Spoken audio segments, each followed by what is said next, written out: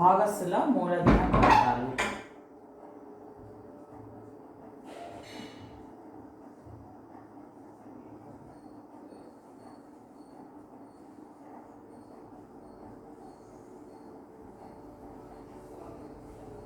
సంబంధించి ఒక ఎగ్జాంపుల్ చూద్దాము.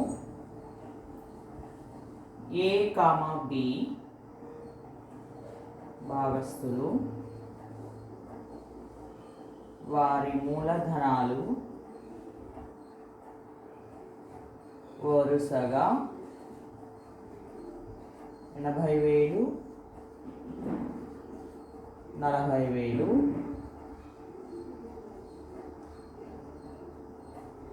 లాభ నష్టాల నిష్పత్తి సమానంగా పంచుకుంటున్నారు వాళ్ళిద్దరు కూడా, కాబట్టి 1:1.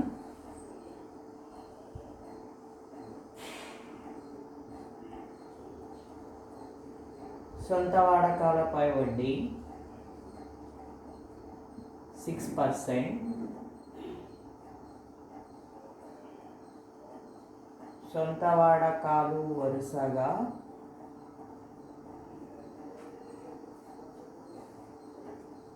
ఏ 8,000, బి 10,000, మూలధనాలపై వడ్డీ ఏమీ లేదు. బి జీతము నెలకు 500. ఈ సర్దుబాట్లకు ముందు లాభము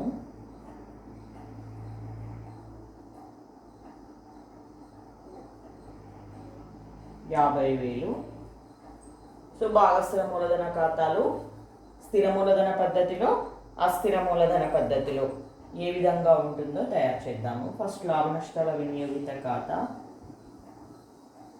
తయారు చేసి సర్దుబాట్ల తర్వాత లాభం ఏ విధంగా ఉంది, ఏబికి సమానంగా ఎంత పంచాలి అనేది క్యాలిక్యులేషన్ చేద్దాము.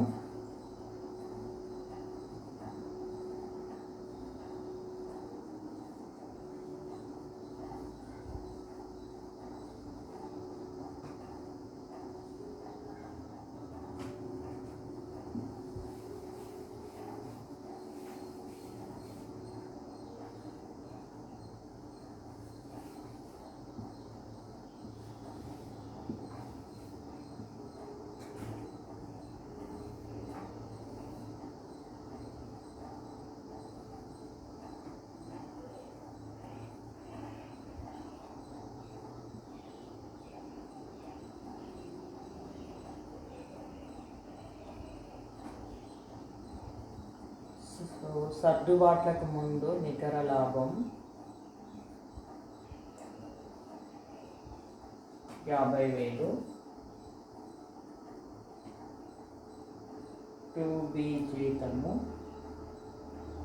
నెలకు 500 అన్నాడు. సో 12 monthsకి 6,000.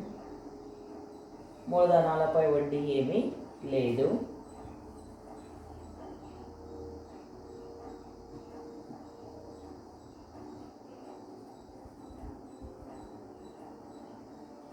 సొంత వాడకాలపై వడ్డీ ఏ 8,000 కాబట్టి 8,000 into 6%,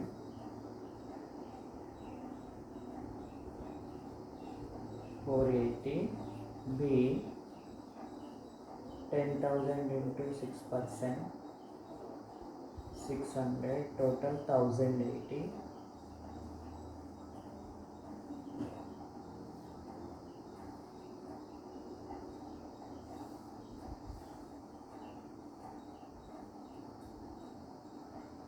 ₹51,080.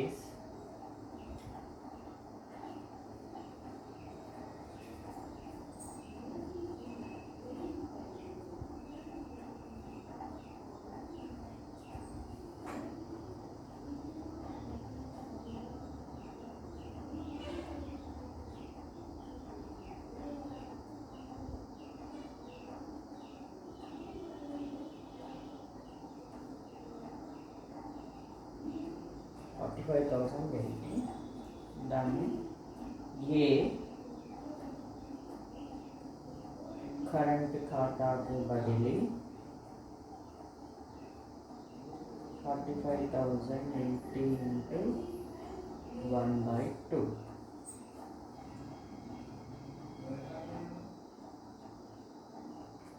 22,540. అదేవిధంగా సమానంగా కాబట్టి బికి కూడా సేమ్ ప్రాఫిట్ వస్తుంది. బి కరెంట్ ఖాతాకు బదిలీ 45,080 into 1/2. సో ఈ విధంగా లాభ నష్టాల వినియోగిత ఖాతా కనుక్కోవాలి. 22,540.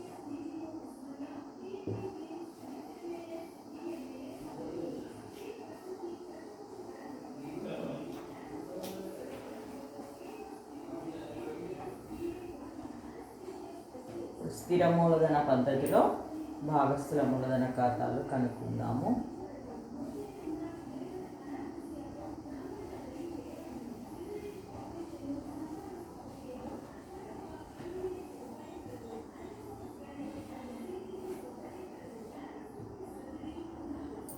నెంబర్ 1 స్థిర మూలధన పద్ధతి.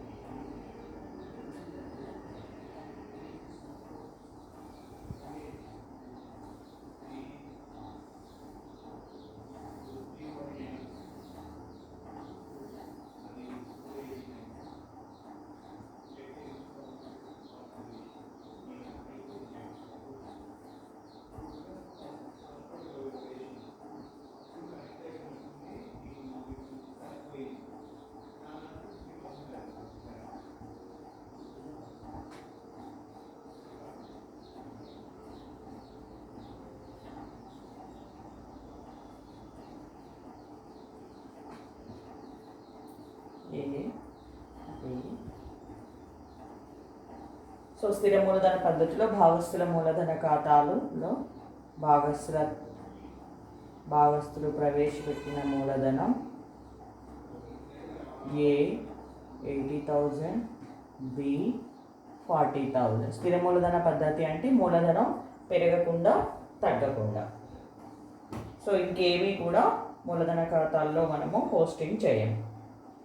భాగస్థుల కరెంటు ఖాతాలలో భాగస్థుల మూలధనాలు పెంచే అంశాల్లో భాగంగా ఫస్ట్ బికి జీతం ఇచ్చాము 6,000. నికర లాభంలో వాటా వచ్చింది సర్దుబాట్ల తర్వాత.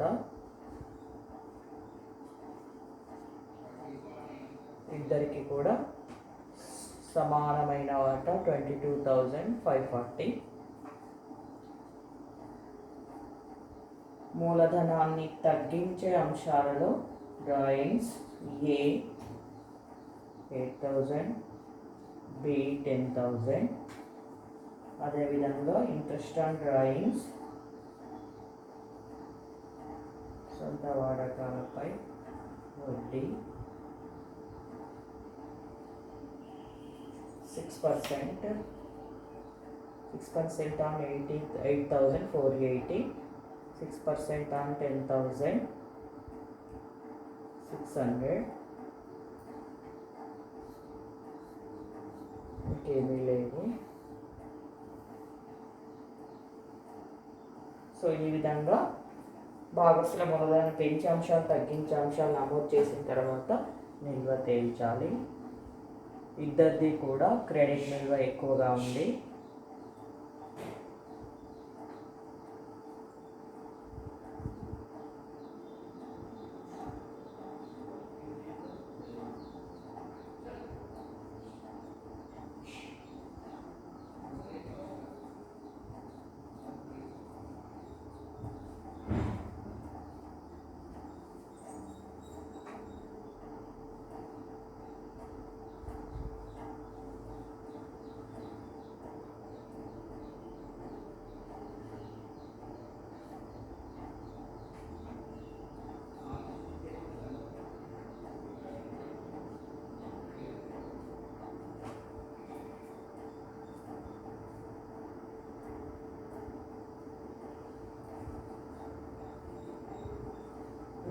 తెచ్చిన నిల్వ.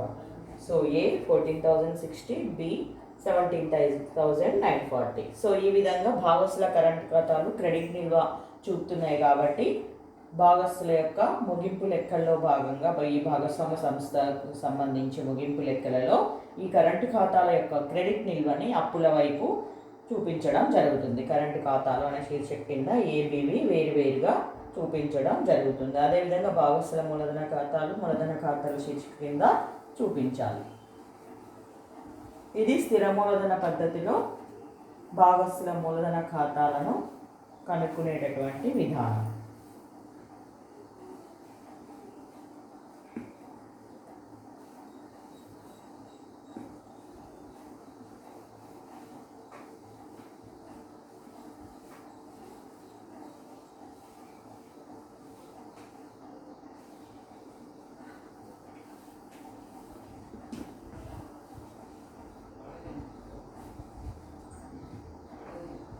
సో అస్థిర మూలధన పద్ధతిలో చూద్దాము.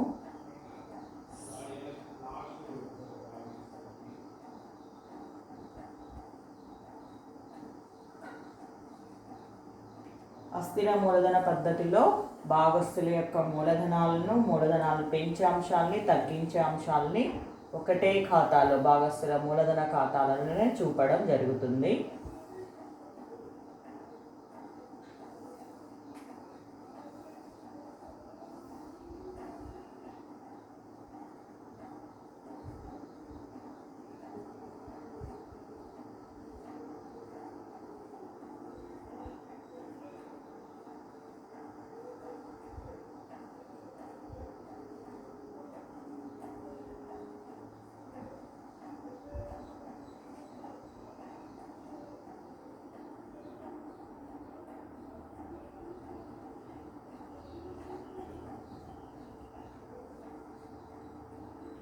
ఫస్ట్ భాగస్సులు ప్రవేశపెట్టిన మూలధనం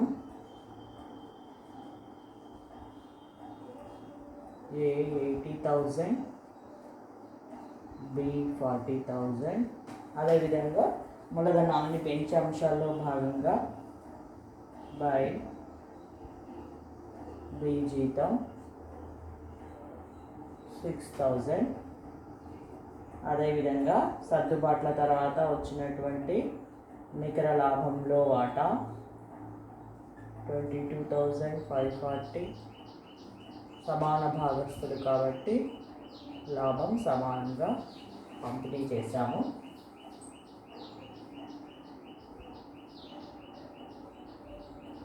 డెబిట్ వైపు మూలధనాన్ని తగ్గించే అంశాల్లో భాగంగా ఏ సంవత్సరానికి 8,000 సొంత వాడకాలు తీసుకున్నాడు, బి 10,000 రూపాయలు వాడుకున్నాడు. దీనిపైన వడ్డీ కూడా డెబిట్ వైపు నమోదు చేస్తాము 6%. సో ఏకి 480 ఛార్జ్ చేస్తాము, బికి 600 ఛార్జ్ చేయడం జరుగుతుంది. సో ఈ విధంగా అస్థిర మూలధన పద్ధతిలో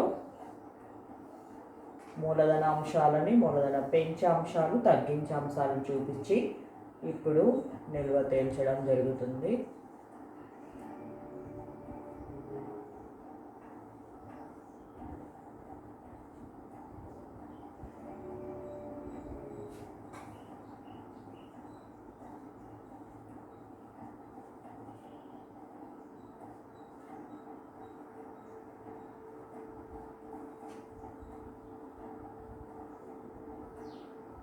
సో ఇప్పుడు క్రెడిట్ నిల్వలో ఉంచి డెబిట్ నిల్వ తీసేస్తే మనకి మూలధనం నిల్వ తెలుస్తుంది.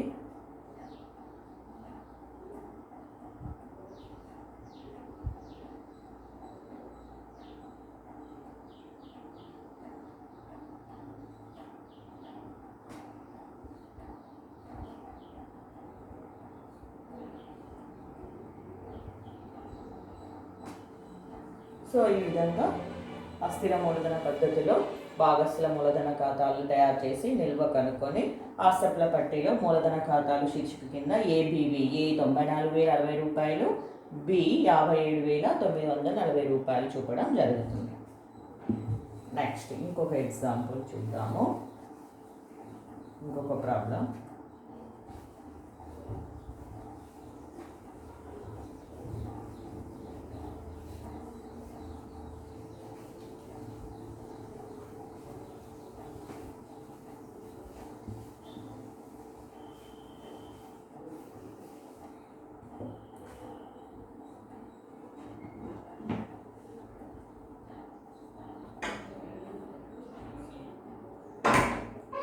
శ్రవణ్, స్వరూప్ అనే ఇద్దరు భాగస్థులు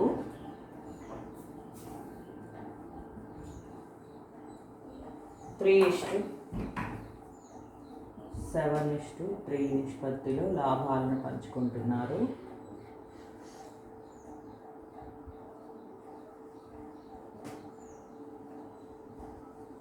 లాభాలను పంచుకుంటూ ఇప్పుడు చెప్పే వాటిలో మార్పులని ప్రవేశపెడుతున్నారు. నెంబర్ 1, 20,000 సాధారణ రిజర్వు పంచుకొనుటకు ఒప్పందం.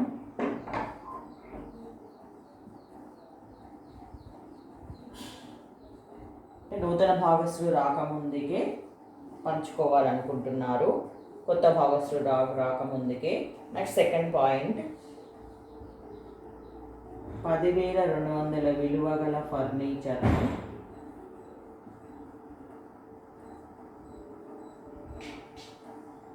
$8,800గా మార్చుటకు ఒప్పందం చేసుకున్నారు.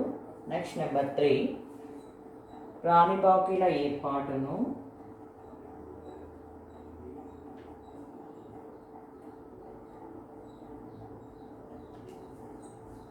$6,000 నుండి 4,500కు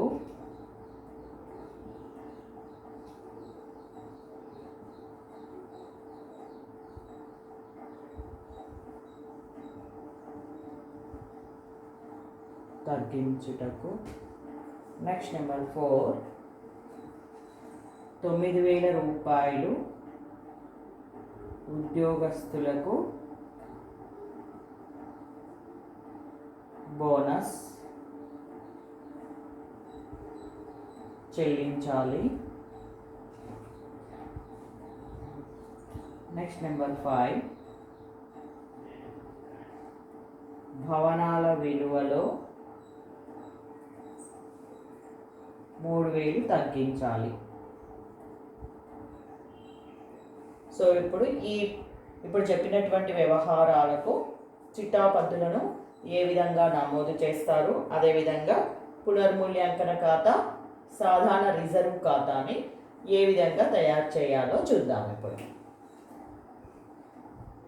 ఫస్ట్ పునర్మూల్యాంకన ఖాతా తయారు చేయడానికంటే ముందు ఆస్తి విలువలు ఏవి తగ్గుతున్నాయి చూద్దాం. ఫర్నిచర్ తగ్గిపోతుంది,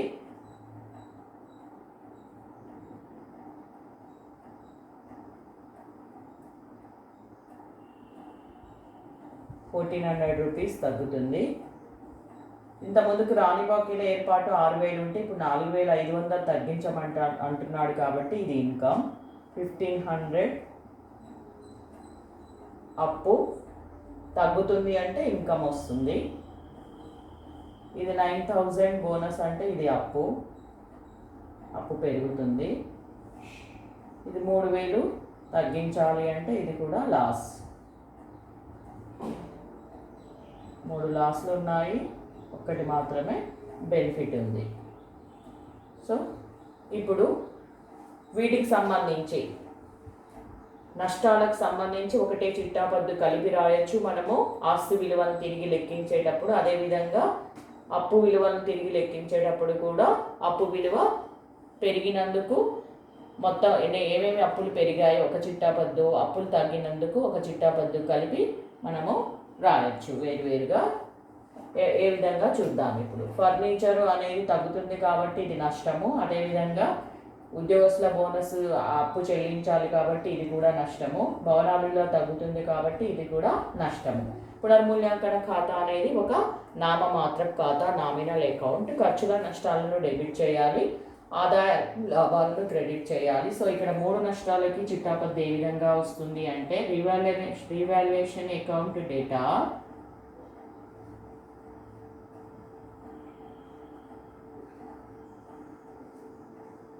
టు ఫర్నిచర్ ఖాతా టు ఉద్యోగస్తులకు బోనస్ ఖాతా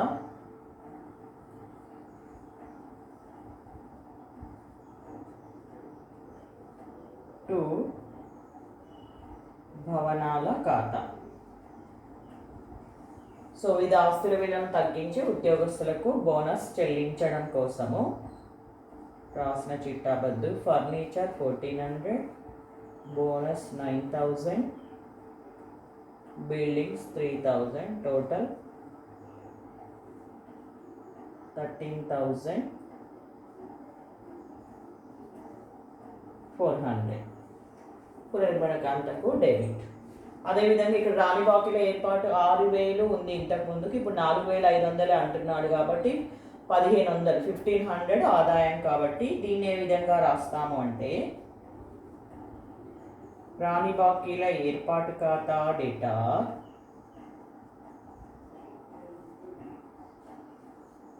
టు పునర్మూల్యాంకన ఖాతా revaluation account.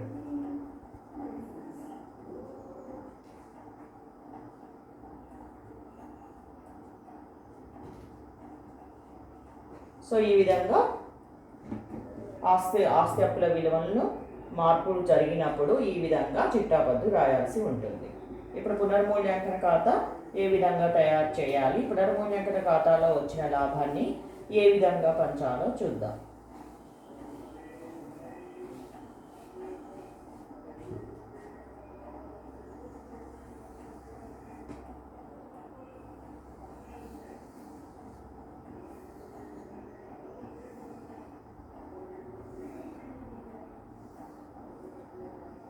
Revaluation account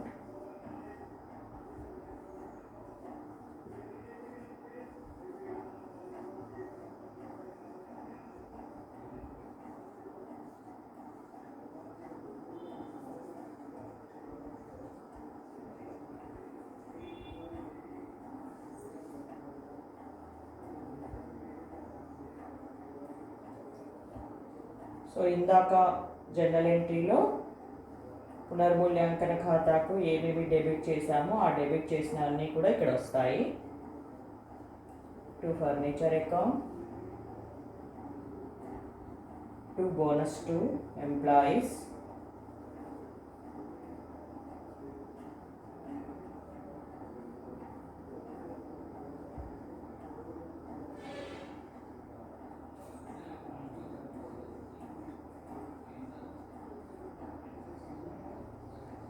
to buildings account,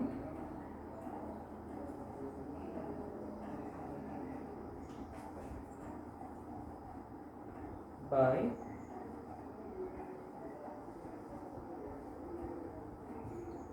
provision for bad debits account 1,500. ఇప్పుడు పునర్మూల్యాంకన ఖాతా నిల్వ తేల్చాలి. ఇక్కడ క్రెడిట్ టోటల్ కంటే డెబిట్ టోటల్ ఎక్కువగా ఉంది. 13,400. సో లాభాల కంటే నష్టాలు ఎక్కువగా ఉన్నాయి కాబట్టి రీవాల్యుయేషన్ లాస్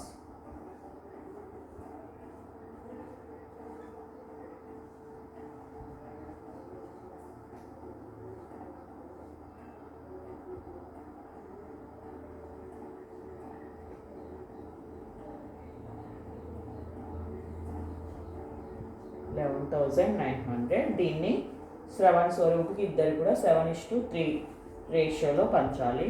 బై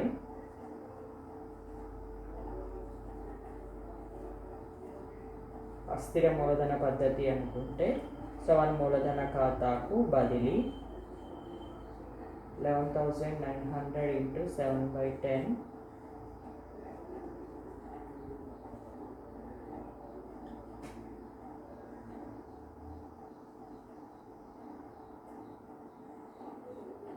$10,330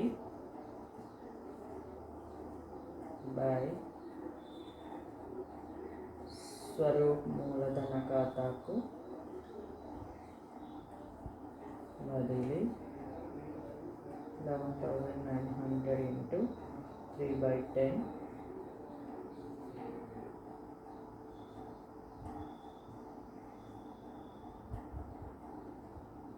$3,570.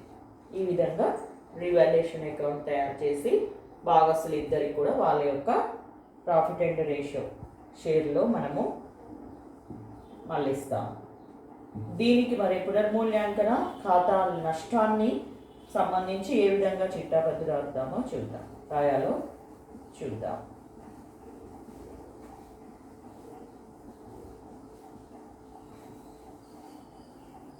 సో ఇప్పుడు మనం పునర్మూల్యాంకన ఖాతా తయారు చేయడం వల్ల నష్టం వచ్చింది. నష్టాన్ని ఏ విధంగా మళ్ళిస్తాము అంటే నష్టం కాబట్టి మూలధనం తగ్గిపోతుంది. శ్రవణ్ మూలధనం ఖాతా డేటా,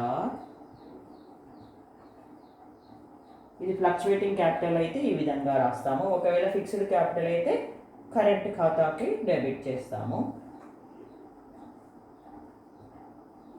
ఇద్దరికి కలిపి ఒకటే చిట్టా పద్ధతి ద్వారా మనము రాయొచ్చు. స్వరూప్ మూలధనం ఖాతా డేటా టు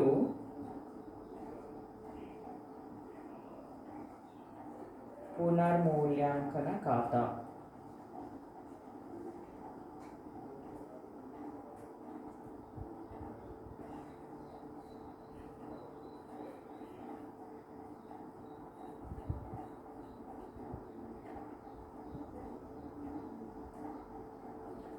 $11,900 నష్టం వచ్చింది. దీంట్లో శ్రవణ్కి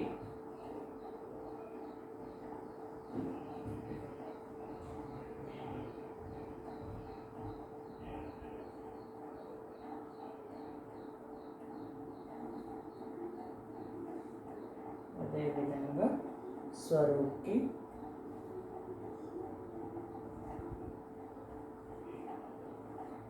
$3,570.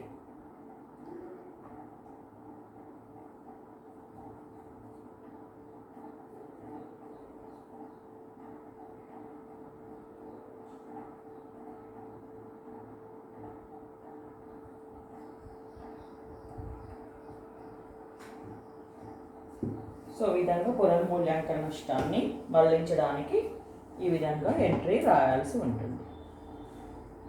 ఇంకేమన్నాడు ఇక్కడ, సాధారణ రిజర్వ్ని పంచాలి. నూతన భాగస్తులు రాకముందుకే పాత భాగస్తులు ఇద్దరు కూడా శ్రవణ్ స్వరూప్ వాళ్ళ యొక్క పంచి పెట్టుకొని సంచిత లాభాలు అక్యుములేషన్ ఫండ్స్ ఏవైతే ఉన్నాయో ఈ 20,000ని 7:3 రేషియోలో శ్రవణ్ స్వరూప్ పంచుకుంటారు. ఏ విధంగా పంచుకుంటారు దాన్ని చూసినట్లయితే చిట్టాపద్దు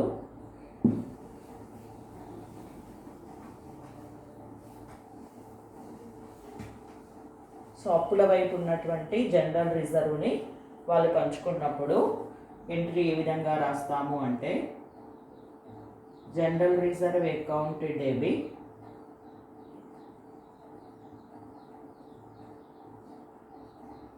to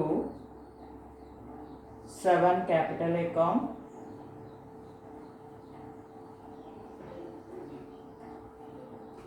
to Swaroop capital account.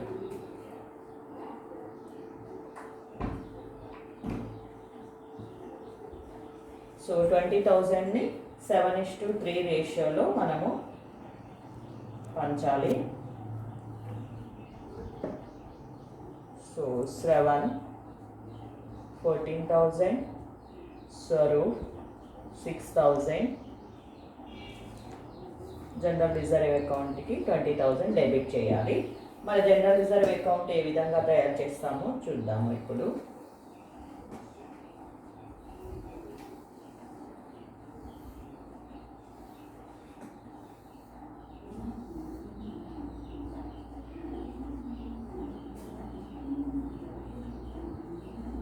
General reserve account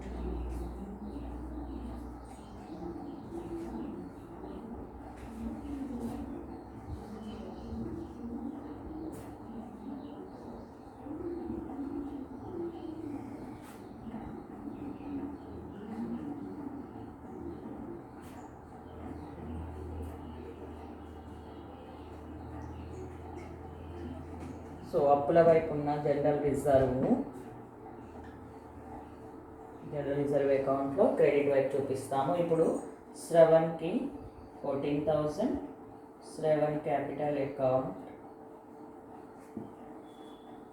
పంచాము కాబట్టి 14,000, స్వరూప్ పంచాము కాబట్టి